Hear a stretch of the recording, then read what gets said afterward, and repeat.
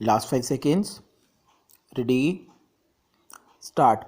Honorable Speaker, I take this opportunity to refer to the situation regarding literacy in this vast country. I must state right at the beginning that literacy rate is at an alarming pace in this country. At this rate, I do not know when we will be able to reach the target of making the entire country literate. If we cannot make appreciable progress in this direction, I am afraid we will not be able to march forward in the Committee of Nations. I think we should make appreciable progress in this direction. We should make all out efforts at least to have compulsory primary education for all children up to 11 years of age as directed by the Constitution.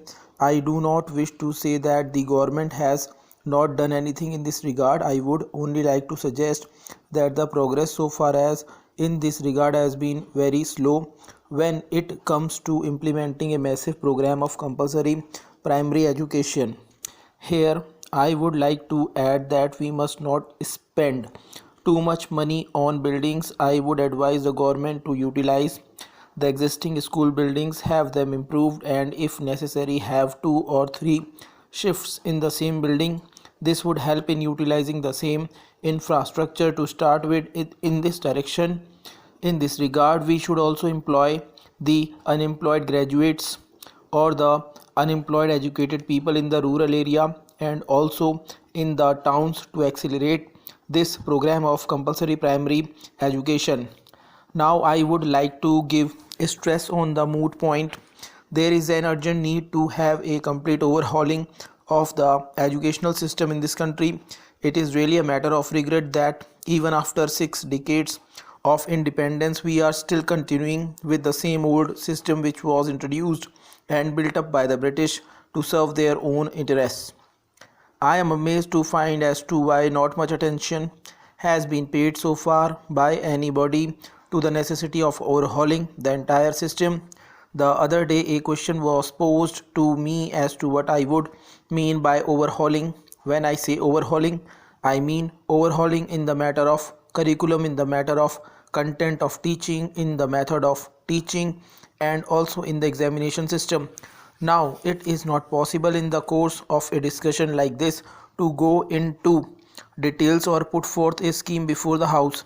I shall in particular lay down certain broad principles which could guide us in overhauling the education system in this country. The first principle in the matter of education, right from the bottom to the top, is that there should be an all-round development of the personality of the student.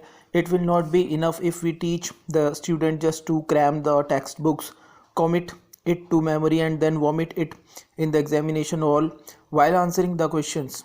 The teaching inside the class should be such that a student is able to devote his time and energy to extracurriculum activities, the social and cultural functions, and also to his association with the community around. All these things must be so organized as to develop a all-round personality of the student. Secondly, the student should be attuned to the national ideas right from the scratch. Today in this country, socialism, secularism, democracy, and national integrity are no longer party slogans. These have become national objectives. Now, if we want really to build a socialist society in this country, the spirit and the principle must be infused into the minds of the students right from the bottom. The third thing is even a more pertinent one. Today there is a divorce between intellectual work and the manual work. This divorce between intellectual work and manual work was deliberately introduced into our society by the British for their own purposes. This must be done away with. We cannot do it simply by lecturing or teaching right from the stage. When a student comes to the primary school, he should not only be taught but he should also be given manual work. This would inculcate in students an idea of skill development. The school curriculum must be so designed as to direct the student to do not only intellectual work but also manual work side by side.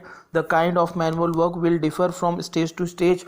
At the primary level, the students can be asked to learn the techniques of gardening. At the higher stage, he can be taught out about the techniques of cultivation. In the cities, he can be exposed to do the work in factories. This would help him to learn the ways of using different machines that are used in factories. The whole idea is that we should orient the mind of students towards skill development. The whole education system and the content of our teaching method has to be equally modified so that there is integration taking place between intellectual work and the manual work in an appreciable manner. Sir, the government of India has seen newspaper reports stating that recently there has been a large scale influx of Bangladeshi nationals into India. These reports do not appear to be based on facts and are generally exaggerated.